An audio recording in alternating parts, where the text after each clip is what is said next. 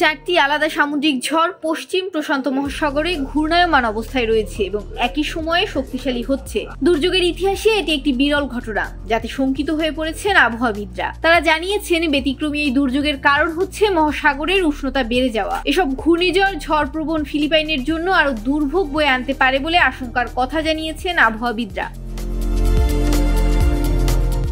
জাপানের আবহাওয়া সংস্থা মঙ্গলবার সংবাদ মাধ্যম সিএনএনকে নিশ্চিত করেছেন যে 1951 সালে ঝড় সংক্রান্ত রেকর্ড শুরু হওয়ার পর গত 74 বছরের মধ্যে এবারই প্রথমবারের মতো নভেম্বর মাসে 4টি ভিন্ন ভিন্ন নামযুক্ত ঝড় একই সঙ্গে শক্তিশালী হচ্ছে। যৌথ টাইফুন সতর্কতা কেন্দ্রের স্যাটেলাইটের চিত্রে দেখা যাচ্ছে 4টি ঝড় পশ্চিম প্রশান্ত মহাসাগরের বিশাল এলাকা জুড়ে বিস্তৃত, যা ভিয়েতনাম থেকে গুয়াম পর্যন্ত ছড়িয়ে রয়েছে।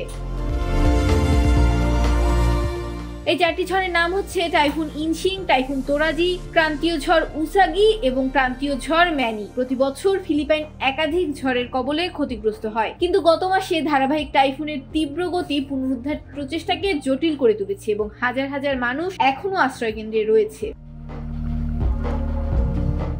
ডেস্ক রিপোর্ট, ভোরের পাতা।